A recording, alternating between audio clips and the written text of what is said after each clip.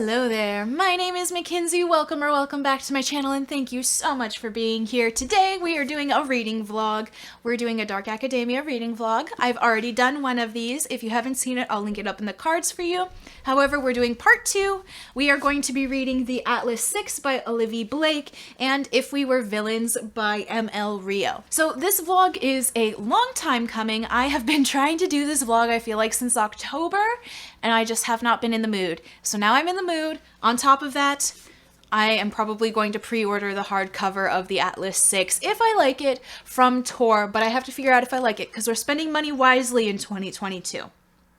Okay? So I don't know much about either of these. Oh, I do. I always feel like I know nothing about these, but I do. So in this one, we have Library of Alexandria type of secret society. There's 6 players. 6 of these people are trying to compete to be like a keeper. Yeah, like a keeper. They're magicians. Ooh, yes. So there are 6 and only 5 of them will actually win. So there will be 1 loser, 5 winners? It doesn't necessarily seem right to me. There might be something going on there. But there are like drawings and artwork on the inside, which is really cool. Like, who are these women? Oh, there's a man. And then this one is about a decade ago, Oliver is one of 7 young Shakespearean actors at a classical conservatory, and Oliver is just being released from jail for a crime he did not commit. Shush. Okay, better. So Oliver is speaking to a detective and trying to tell him like his side of the story. So that'll also be interesting as well. So we have 2 books. I don't foresee this taking me too long, but who the heck knows? I will check in with you guys because I'm not sure which one I'm going to start with first. Maybe the Atlas 6. I'll check in with you guys after I read a little bit and we'll see where we're at. I don't know when I'm going to be checking in with you guys. It looks like each of them are broken up into like different parts, so I might be checking in at parts, but who knows. I'll see you in a little bit though. Oh my gosh, hello there. Can you see my greasy handprints? I hate it. But I love this book. It is so good. Okay, so I'm on page 134. I'm on part 4. 1 chapter into part 4. This is not what I expected. I don't know what I expected from this. I'm not sure really what I expected from this, aside from like the academic setting, which it is, but it's an interesting kind of academic setting. It's more so focused on like their magic, and magic is like an accepted thing in their reality. Like there are magicians and then there are people who get like magical jobs, and it kind of feels a little bit like Harry Potter, but like in the Ministry of Magic, but also not really because it feels really dangerous. I don't know. It's really interesting. I like all of the characters. Well, no. I enjoy most of the characters. Some of the characters, it's interesting to read from their perspective, but I don't like them, I don't think. But I'm still at the very beginning, and a lot of the characters have only gotten like 1 or 2 perspectives. There are 6 characters we're getting perspectives from. So like, it's kind of a lot, and I'm trying to remember everyone, and there'll be times where somebody's chapter comes up and I'm like, who's that one? Oh yeah, that's right. Because like they have like, there are a few different ways you can try to remember them, like by name, which is for some reason very hard for me right now. There's also like their magical capability, like trying to remember who is what. And then also like there's already secrets between the group, and like it's very interesting because they're working together, but they know one of them is going to be eliminated, so it's like a lot of them don't want to work together. It's really interesting. It has a lot more fantastical elements than I think I was expecting, but it's still really good. Very reminiscent to me of like the way the teacher who comes and picks up all the kids and like presents them with the offer, his name is Atlas. So it's very interesting to me, or it was very reminiscent to me when Atlas was picking up these students, how it was in Vita Nostra when the teachers pick up the kids. And I really enjoy the character relationships. I think more so than I enjoy any individual character or even dislike a character. I love the relationships that are being built around everybody. It's a very interesting piece. So far, I love it, and honestly, I can foresee myself very much enjoying it and pre-ordering the hardcover as long as the ending isn't awful. It's separated into like 10 different pieces. I understand why, but I feel like it's a lot of pieces. But maybe it's not. I'm really enjoying the way it's broken up. I don't know, I really enjoy it. It's very aesthetically pleasing, and then the writing style is just so good. Like, there's some passages where I'm like, wow, you know words. All right, I'm gonna leave because I'm losing words and I have much other things to film today. So I will just check in with you. I plan on doing one more check-in before I just come back to you guys at the end, and I think I will do it before part 7, which is intent. Hello, hello, hello, hello, checking in. I've broken a nail. But I am also here on page 276, part 7.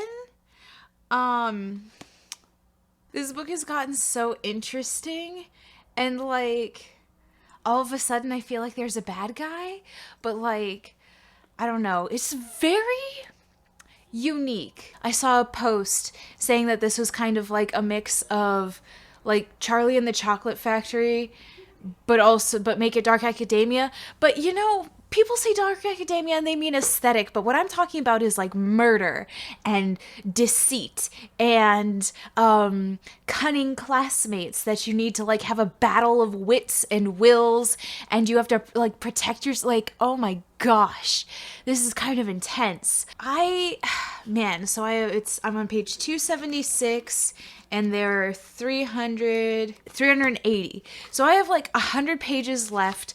I'm probably going to get through that really quickly here within the next night. This is night. I will probably finish this tonight and give you my final thoughts, but I truly am enjoying this. I think it's very creepy. I was worried when I realized we were going to be following like all 6 of these people's point of view, like all of them get a perspective. It isn't as overwhelming as I thought it would be. I feel like the way it's broken up into parts like this, and then in each part, so there's 8 of these parts, and in each part there's like 4 to 5 perspectives. It's very well structured and it doesn't feel overwhelming, and the characters' voices are very distinctive enough to where I'm never confused about whose perspective I'm reading from. It's never too difficult to stay focused. It's just it's very cerebral. Finished. I have 100 pages left. I don't really know where it's going to go. I hope it truly feels like it needs a sequel at the end, because I know it's getting a sequel, but I don't know if that was like pre-planned or if like now that it's popular it's getting another book. So I really hope that it feels like it's going to be part of a series. It's interesting because there's almost like a lack of world building, because the author is putting us in a place where magic and all of these systems already exist, and there's no like newcomer character or audience insert character to help kind of like ask questions and explain what's happening. So we're kind of just thrown into like this world, and like we kind of just have to like accept some of the things that happen. So the world building isn't as in depth, I guess, as it could be, but that's not a complete deterrent either. The book is very interesting. I truly enjoy reading it. It's a fun read. I like the words. It's nice. Words. Okay, so I'm gonna go finish this up and then I will touch base with you one more time, and then we will be reading our next book. I finished it. OMG, you guys. OMG. This book was so, like, in the last 50-ish pages, it's like you just get not whiplash, but like in the last, what am I trying to say? This book in the last 50 pages gives you like not all of the answers, because everything is still a little bit mysterious about like the society and like the library. Like you're only allowed to check out like certain pieces of information from the library, and like we don't know who gives you access to that. And like there's a lot of little things like that about like their society and how it like protects the information, where that information is, where it goes when it's not being used, like all of this little stuff. So you don't get all of the answers, but you get like enough of the answers to realize like, okay, there's a good guy and a bad guy here. And all of a sudden it kind of feels more like, I don't know, it feels more James Bond-esque. Like moving into the second book, I feel like it is going to feel a little bit different. I don't know if it's going to be, I don't think it's going to be the same kind of like Dark Academia vibes. This even started to feel like there was a specific point when this stopped feeling Dark Academia and more like, oh my goodness, there's a mystery now and we have to figure out what's happening. And I didn't hate it. I did enjoy it. I think that it's interesting because it's a duology, or at least it's going to be a series. So there's more books to come, a book to come at least. I think that's coming out this year, 2022. So I am excited to see what that will entail. I'm hesitant to rate this in the current moment, only because I'm not sure. Like the language was amazing, and I feel like a lot of there was also a distinct moment where I was like, what? Like out loud reacting to the book. And I think that has a lot to do with like, it was very immersive. So a lot of good qualities of the book. I think maybe like a low 4-star for this. It's just interesting being that it's in a series. So I want to know, I should have read this with Ninth House, really. Is the next Ninth House going to be called 10th House? Nothing really wraps up.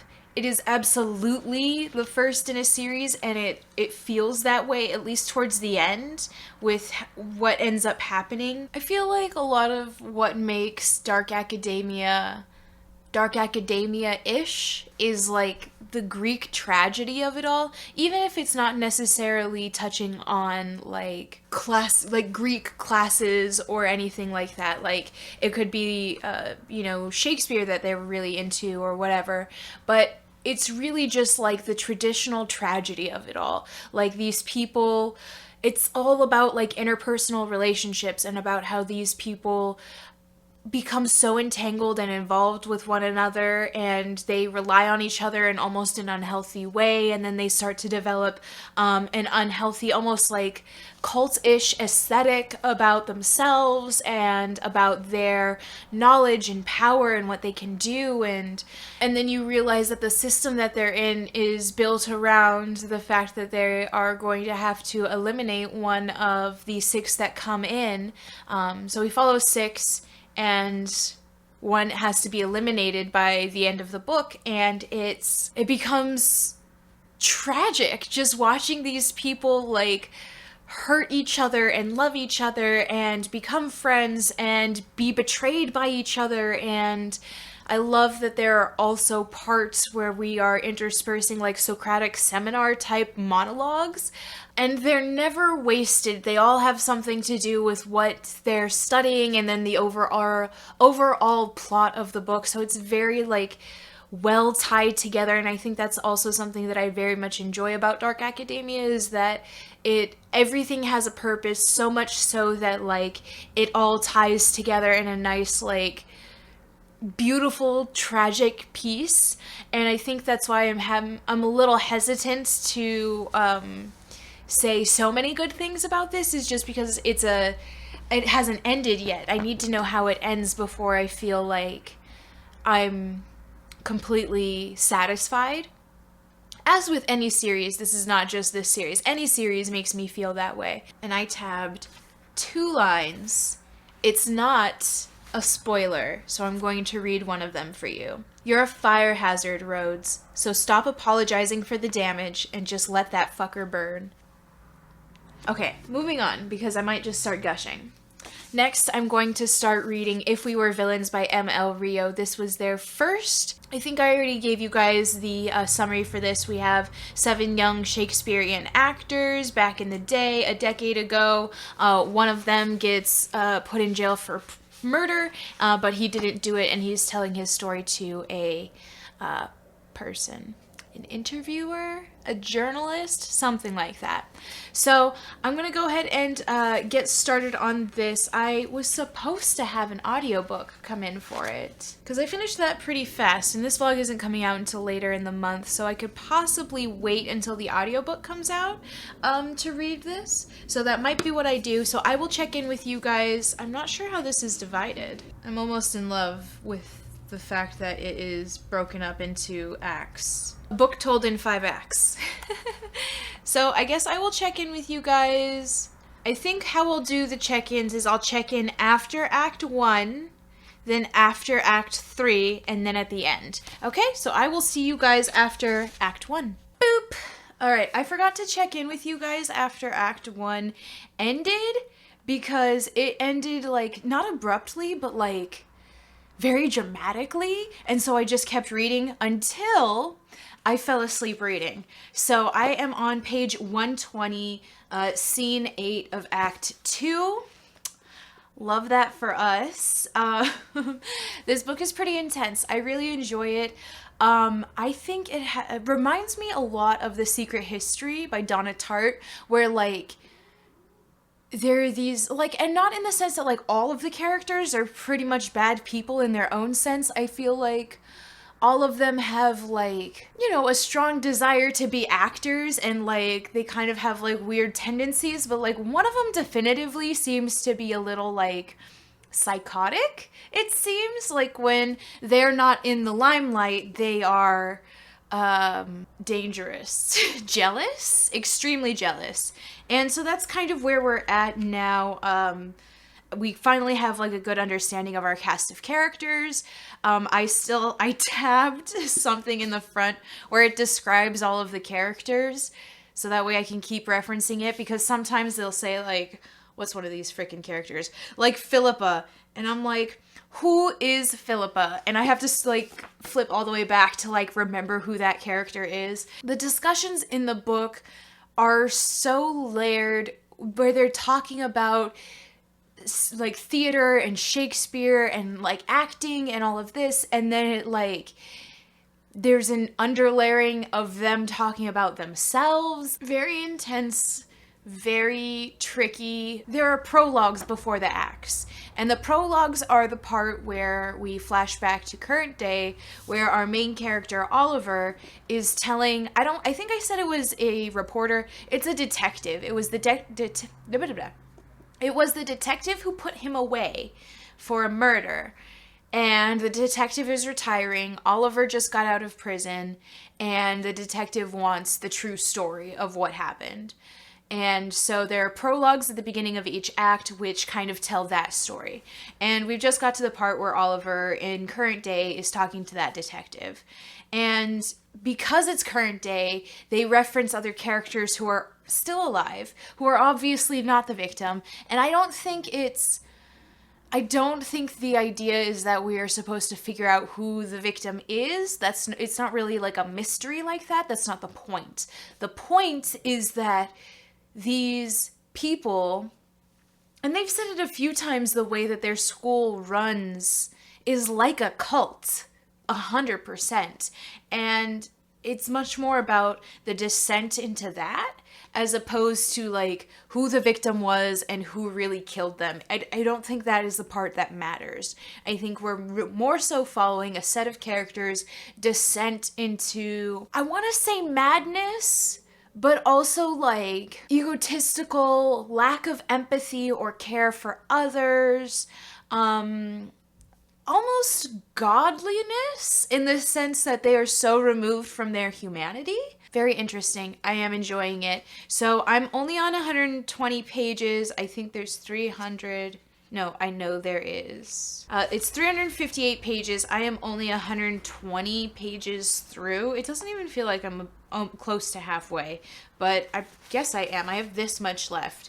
So hopefully I can get this done. There is an audiobook for it from my library, but it's taking forever to come in. So I'm still waiting on that, so I'm just reading it physically right now, and it's a little rough. But I've been using reading sprints. Mel Reads has been doing like a bunch of reading sprints, so I've been using her videos. So that's where I'm going to leave you until my next update. Hopefully, I think I won't be updating with you guys until the end of Act 3, which would be right here, so page 244. So in like 120 pages. These are pretty thick pages. Oh, can I also say that I love that like we don't love Shakespeare here, but like there is an enjoyment for the work.